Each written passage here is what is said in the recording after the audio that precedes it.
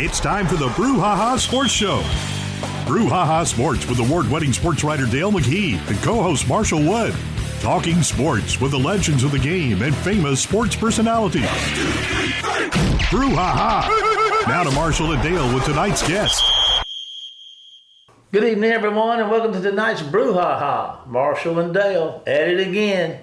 How's my buddy doing tonight? We're doing good. We're doing really good. How are you doing? I tell you what, I'm in good shape for the shape I'm in. Really? Yes, sir. Well, you've had a long haul since about the middle of August, following the War Eagles, hadn't you? Yeah, I have. Having good love it. This is another one in the books. How many years is that now? Let's see here. About 24, 25 years, something like that. Okay. Yeah. So you've seen the good times, bad times? I've seen all of them. I've seen every game this century. That's a lot, isn't it? Mm-hmm. I told the players up there one day last year, I said, I've not missed a game since before any of you were born. You should have seen their faces. That's a long time, isn't it? That's a long time.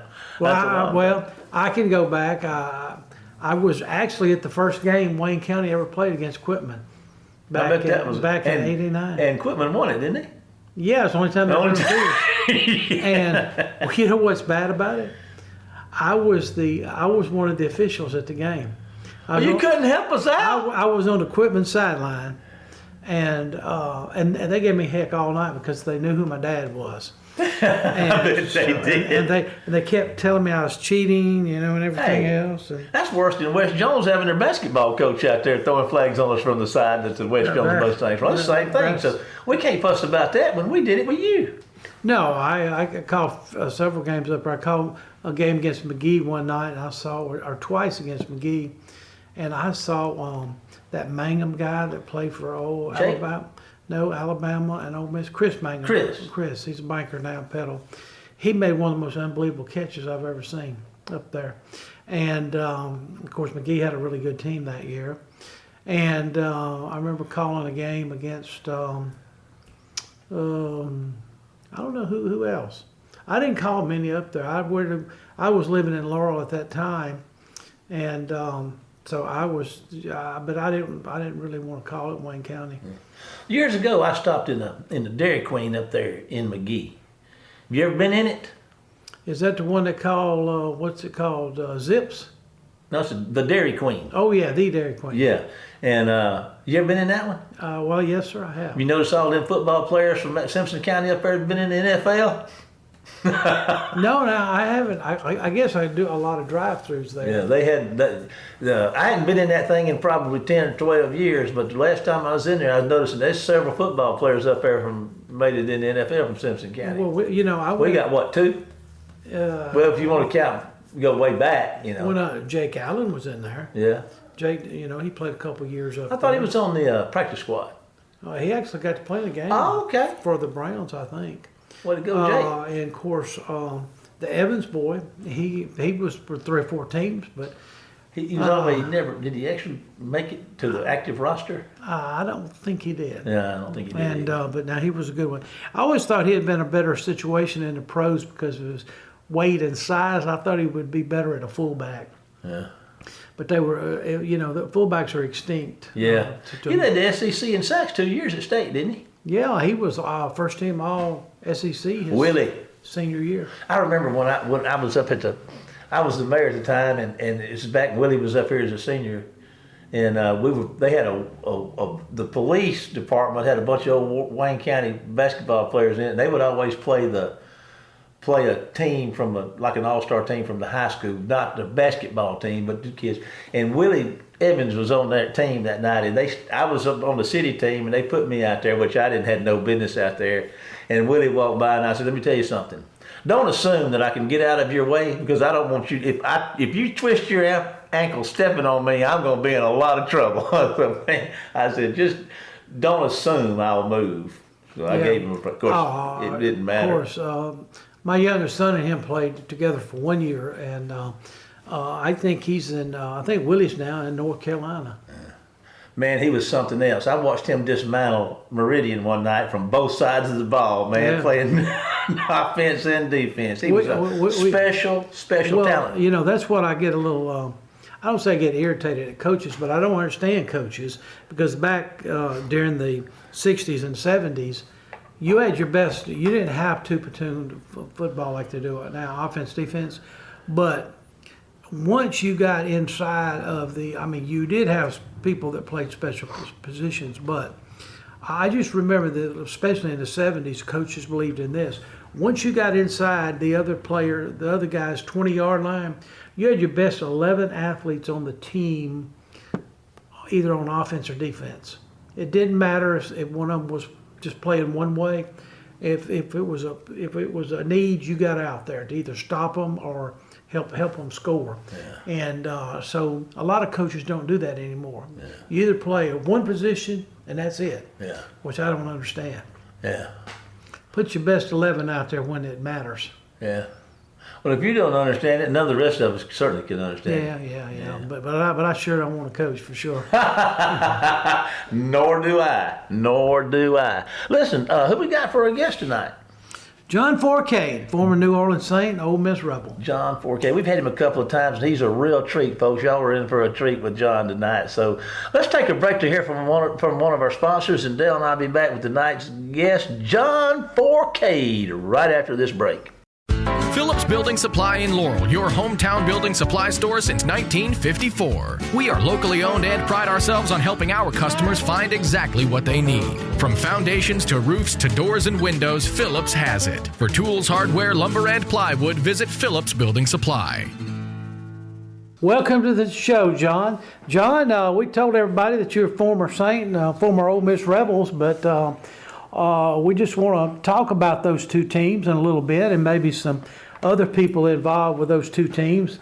But first of all, what's your take on the Saints? They didn't play really well yesterday, but what's your take on the season and maybe the quarterback position? Well, to tell you the truth, this whole season, before the season began, there were some doubts about what their win total was going to be. It's 5.5, and people saying, no, they won't probably get to that. And I think the whole thing was just getting more his players for next season and beyond that. Quarterback players, so they're struggling. They're going to struggle. They're going to, this season's over with, they're going to get rid of some of the old luggage they have in here. Cam Jordan, DeMarco Davis. Even Alvin Kamara is probably on his way out. So I think I'm seeing where they're going to let more play this year out, and then next season he's got a good quarterback, young guy in there. I like what I see. So they got to get about 15, 16 more players in here who are capable of winning and helping this ball club. So it's a rebuilding year. This is it was in the works from the get-go. What kind of town reputation does New Orleans have about attracting free agents from these other teams? Does a losing team maybe players might not want to come to? Is that any take in it, or is it all about the money? Oh, it's about the money first. You start getting enough players out there with the finances, and then let's be honest. They need to have a quarterback. If the kid can finish the year and play pretty well, that they're capable of getting some other players here. Granted, not everybody can play because of the cap structure. Not everybody can play for the New England Patriots or the Kansas City Chiefs or the Buffalo Bills. You only got 32 teams in the league, so you got to get enough players on your roster. And it's a financial situation. If you can go out and get some players, and if you show these free agent guys that, hey, we're trying to win here, we're going to get some of these players, and that's what it'll take. I mean, that's the whole object behind it, is getting the right players, and you got to talk with money, and then you got to draft some players who they have no other choice when you draft them and you come to that team. Well, I know the Saints, Miss Benson seems like a lovely person, but as their owner, she's got two teams that are not really doing well in basketball and in football. But does she pitch pennies, or is that Mickey Loomis, or who's kind of holding the purse strings? Well, let's all be honest. She's worth, obviously Tom Benson's money, so she's worth billions, and I don't think she cares one bit about the situation with the finances. Now, talking about the two teams, she came out about a week, 10 days ago, and said that two things are going to happen. Saints ain't moving, neither is the Pelicans moving. That's all one thing there. The second thing is that I'm not getting rid of Mickey Loomis. She said that. She said, nope, that's ridiculous to think that I'm getting rid of Mickey Loomis. He's been an issue with this operation, the New Orleans Saints side of it. I don't think he handles much at all of the basketball side. That's kind of been turned over to some other people. The basketball side is they got to get rid of Zion, get a qualified coach, one in experience. People still love the fact that the Pelicans are here, but the main thing is they got to upgrade the arena. That's been the big issue to keep a team intact, upgrade it, get some players, get a better coach. I think Joe Dumas is here now. He's going to be handling that. Back to the football side of it. Loomis is definitely handling the football side of it. He has got to either wake up or, put him in a coffin, because if you don't wake up and see that this team needs players, wasn't sold on signing Moore as a head coach. I'm going to give him a couple of years, but we can't be in that situation 3 years from now winning 3 or 4 football games, and then it'll come down to, Loomis made the wrong decision. But they have got to try to win now. Go out. They got a quarterback now. Now they got to get rid of some of the old, players here, get some fresh young guys, draft properly, and then, build from there. Because the conference is not that hard. It's just the division. I mean, even they talk about the Tampa Bay Buccaneers, they're struggling. They're beating up and old themselves. In Carolina, they're not that much different than New Orleans Saints. In Atlanta, man, that's a mess right there themselves. So the Saints could just get players and get some situational players that you bring in as a free agent. They can compete in this division. Well, listen, that's a great report on those two teams down there. All right, let's get to, I was thinking coming over here was some of the questions I was going to ask you, but I just, I saw you play at a freshman year against Mississippi State and Jackson. Saw you play your last game against Mississippi State, and I remember you threw a pass. I don't know if it was a Hail Mary or not, but it was called pass interference, and I'll get back to that in a second. But then you scored like a play later on a run. Was that your best moment at Ole Miss, beating State in that last game you played? Well, I mean, you have to look at it like this. When you play your last football game and your team really wasn't that good, we really weren't. We thought we'd be good, but we weren't good. Record-wise, it indicates everything. I threw a pass to Michael Harmon in the end zone, and they called pass interference. Could it have been? Yeah. Could it not have been? Yeah. Hey, look, all I know is the official might have been an Ole Miss Rebel grad. Who knows? Who cares? They called it. We got to the 1 yard line. They got frustrated. They kicked the ball, and they got another penalty on the play. Put it at the half yard line, and with 2 seconds left, I scored the winning touchdown. So anytime you play your last football game in either pros or college, and you scored a winning touchdown to beat your rival, that had to be the greatest moment for me. And it was an awesome scene. We went out as a winner that time, and we beat State 3 to 4 times, and should have beat them 4 straight years. I threw an interception my junior year in the end zone that would have won the game for us. So I'll take 3 out of 4 against the Mississippi State team. Well, listen, I remember when you were a freshman, I think that was one of the big upsets, wasn't it, during that year? Y'all beating Mississippi State? It was, we beat them pretty good. It was 27-7 in Jackson. My first freshman year, I played some football as a freshman, started a lot of games as a freshman for the Rebels.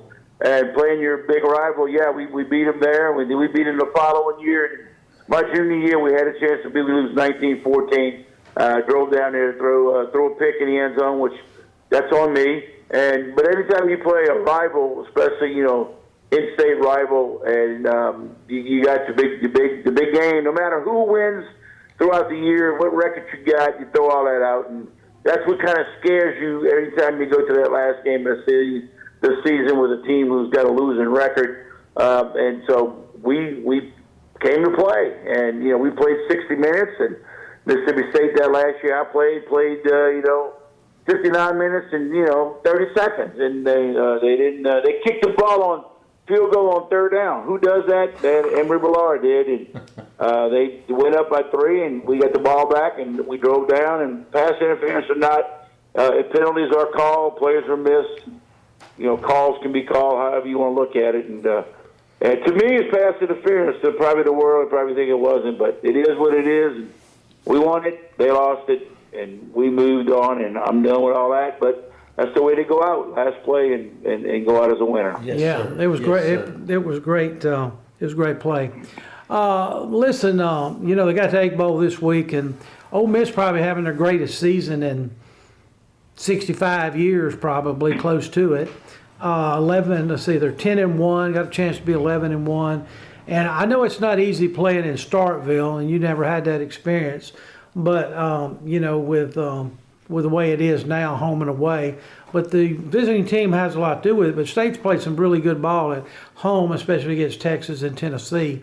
What are your thoughts on this year's Egg Bowl? Is this distraction of Lane Kiffin going to probably hurt Ole Miss in the long run? My take on it, I just got through doing a podcast with Locked On Ole Miss earlier. We talked a little bit about the same thing. My take is this. You got to play the game somewhere, no matter if it's in Jackson or if it's Starkville.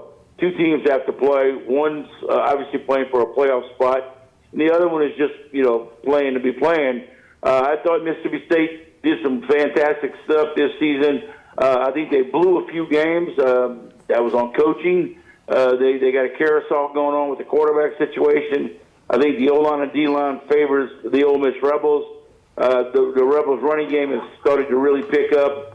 I think Ole Miss goes to this football, even though they got a little bit hanging over their head, and I couldn't imagine what that would be. But I don't think they're going to let the Lane Kiffin issue affect them. These guys know, with Lane or without Lane, they have to win this football game if they're going to be in the playoffs. People say, well, they can still lose. No, they can't.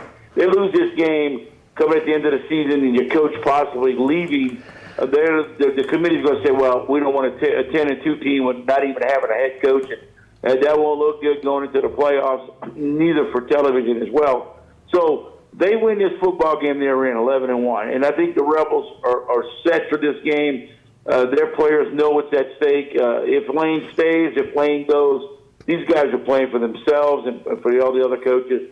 I don't think Mississippi State has the talent. Well, they got the talent, but I don't think they're going to have what Ole Miss's talent is. And they struggled a little bit. They had some games they should have won and just flat out blew it. So the Rebels got a lot more at stake. So I think Ole Miss goes into this football game and takes care of business. Yeah. What about the Kiffin situation? Do you blame this on Kiffin, or do you just blame it on Florida and LSU for firing their coaches in the middle of the year? I'll be honest with you. I blame all this on the NCAA. Tell you why.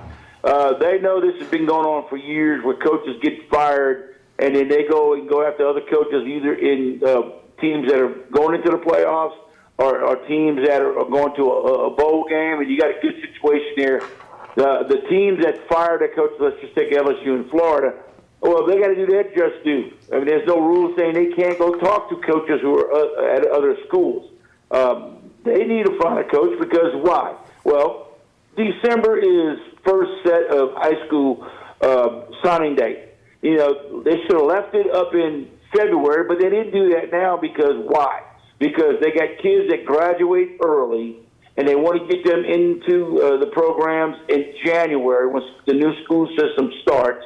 So that's why they did an up first signing date in December. I think that was stupid. And then they go ahead and put the transfer portal into February. So when they do get their coaches in, say, December, now those coaches have an opportunity to get some transfer portal guys in February, along with the second signing of high school kids. So the NCAA is at fault here. Do you fault LSU and Florida and Auburn? No, they're doing their job. They fire their coaches. They go after. If it wasn't Lane Kiffin, they'd go after somebody else. And so you got to stop it somehow, some way. They got to either say no more early signing date in December for the high school kids. It needs to be all in February. And if a kid wants to go somewhere, he needs to graduate early and then just go to that high school. Go to that college and then sign this thing in February, get it over with that way. I mean, they want the hoopla. That's the problem they get with all this. So how do you blame Lane here? I mean, I'm a guy that works for IBM. I'm making $5 million a year.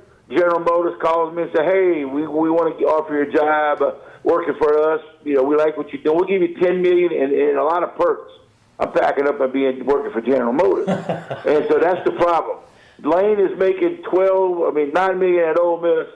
LSU's offering him anywhere close to 12 to 14 million, and a 25 to 30 million dollar NIL money. The Rebels can't top that. They cannot. Rebels last year spent about $14 million, I heard, in NIL money, and Lane was making $9 million. I mean, let's be honest. You got to look at all that, and you're gonna play in front of 100,000. You got a better shot in the long run to play at either Florida or LSU to be able to get in the playoffs a lot more than once every 6, 7, 8 years at Ole Miss. It's just the way it is. Ole Miss is in a smaller, division of it, I guess you could say. They're not in the A&M, the Arkansas, A&M, the Texas, the Alabamas, the Georgias, the Tennessees, and the Florida and LSU of spending the money. They're in that tier at Arkansas, Mississippi State, Ole Miss. Granted, they're better tier than Missouri, Kentucky, South Carolina, but they're still in that tier, that second tier. For years, all Ole Miss was talking about was, man, we want to coach here, get us 9 wins every now and then, pop 10 wins. We go to a New Year's Day bowl game or some of that nature. We're happy. Now you got a little greedy. You go 11-1, chance to make the playoffs. Somebody's gonna come get your coach. If it ain't Lane Kiffin, there's somebody else. You got a team that for 6 years now we're going to good bowl games. You got a guy taking you possibly to the NCAA playoff, and I think they will. Why not go after him? I mean, if I can offer him more money, give him a better situation. So, what do you expect him to do? He's got to talk over with the family, and I don't know what's going to happen. I kind of feel I know what's going to happen, but I don't know until Saturday. I think he's going to Baton Rouge. If it's not Baton Rouge, it's in Florida. I think he's gone after. I think what the deal was, they made a deal where let me coach this game, get you guys into the playoffs. You got 18 days to get ready with Judd and Charlie Weiss Jr. as your offensive side of the football. You're still going to be okay on defensive side of the ball, but go ahead and take care of your bowl game. Your playoffs, get in the playoffs, and I think that's what's going to happen. He's leaving. The other coaches are going to take over. They got more than 1 week to get ready to play this game. If Lane would have left last week, then let me coach this game. We'll get him in. The players want in. We'll get him in the bowl. We'll get him in the playoff. I'll leave. These guys take over. Now you got 3 weeks to get ready for your first playoff game at home. All right, listen. I'm gonna give you a quiz now, John. Okay. All right. You just call me Professor Dale if you want to. All right. Now you get one. You get one answer. That's it. You can't say either or something like that. All right. Who is going to be coaching Florida next year? Wow. All right, go ahead. I'm going to say Lane Kiffin. Go ahead. Okay. Now, that's the next question. Okay. Who's going to be coaching LSU? Yeah, that's the next question. LSU. All right. Lane Kiffin. That's what I'm talking about. I knew that was coming. There you go. I think you might have missed one of them or two of them. All right. So now who's going to be coaching Ole Miss next year? Let's go with John Summerall. I think he's ideal. I think he's ideal too. They need to be on the phone with John Summerall. Yes. All right. Who's going to be coaching Arkansas?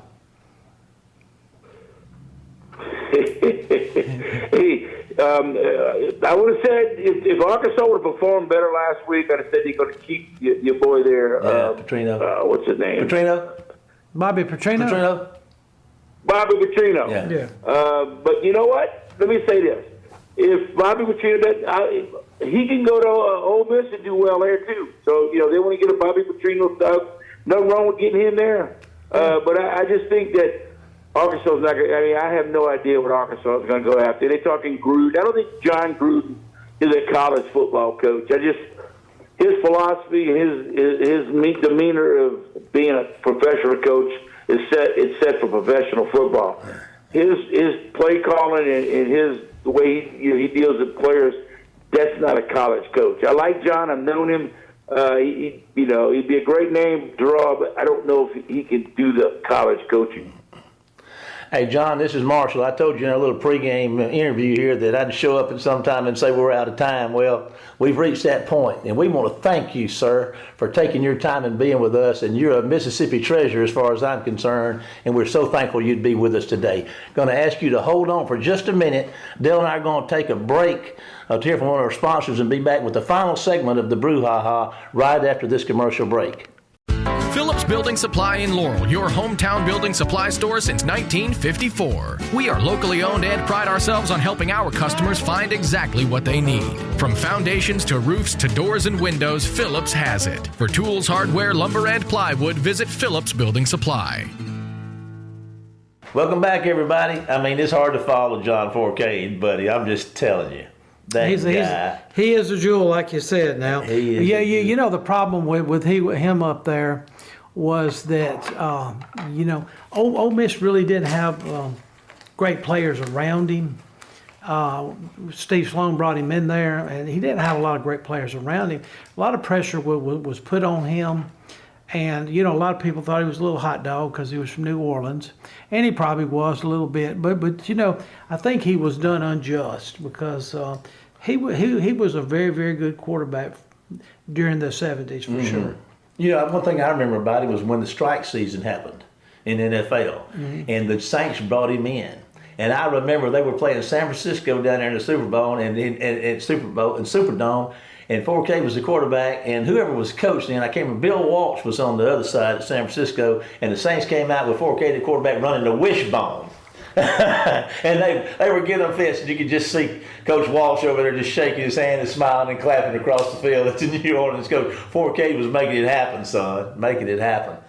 Listen, y'all brought up something in the interview that y'all were talking about let's see, if Kiffin leaves, who's going to coach? We were talking about this in the office earlier today, and you go back to the deal with Florida State a year ago, and the quarterback was gone. So they said, well, it's not the same team. And even though they had, one loss, they didn't put them in the playoffs. So now if Kiffin goes, this is not the same team. So the precedents been set that could keep them out of the playoffs, even if they win. If the coach is gone, I got to say, I wouldn't put him in because it's not the same team. Well, was that last year or the year before? One of the two. I can't remember. Well, now Saban said that Saturday on the, the ESPN morning show before the game started. He said, it's not fair to the players that their coaches may not be able to coach them during the playoffs. And he said, we do need regulations. And I heard somebody today say, hey, we need to go by what the NFL does, that nobody can talk to each other until, the whole college season's over. Yeah. And the December signing date needs to go away because of the fact that some of these kids are multi-sport athletes, and they're having to give up, say, basketball or baseball or even their prom or their graduation because, they're in school, at college, and they can't, And so, I think there needs to be a lot of changes. Yeah. I mean, I really do. I don't really think it's fair, that a coach leaves his players when they're doing a playoff. Would that happen in the NFL? I don't think so. They don't allow it. And they would just model the whole thing after the NFL anyway now. Yeah, it's all changed. I mean, you could actually do just like they do in the NFL. You could sign your players, say in April, you get your transfer people in May. Then you have what they call Q&A days, or what they do in the NFL, where they meet here and there and all that. And then you don't even go through spring training. Yeah. But you got your team for next year. Right. You're not going to lose somebody in August. Yeah. I just think they need to make a lot of changes. And, people fuss at the NCAA, but who makes the rules are the presidents of the universities. That's who we need to be fussing at. That they make the rules, and I'm sure coaches have a lot of insight into it as far as suggestions or what they want done. But it just needs to be it needs to be consistent all the way through. I mean, I'm just talking about. I saw today something. Ohio, the state of Ohio has their athletic association said that that you could start paying athletes next year. As far as give them NIL money. Times, as Bob Dylan sang back in the 60s, times they are changing. They're still changing, Dale. But one thing's for sure, we're out of time. So we want to thank, really, John Fourcade for being with us again. We want to thank our listeners out there for joining us and remind you that you can follow us during the week on our Facebook page at the Brouhaha and also our YouTube channel where all the shows are cataloged where you can listen to them on demand at our YouTube channel, which is also called the Brouhaha. But for now, it's time to say goodbye, Dale. Goodbye, Dale. Goodbye, everybody. We'll see you next week for more of the Brouhaha. Hey, Jamie, get us out of here. You've been listening to the Brouhaha with Dale McKee and Marshall Wood. Heard Tuesday evening, 6 p.m. on WABO. For more of the Brouhaha, follow us during the week on Facebook and WABO.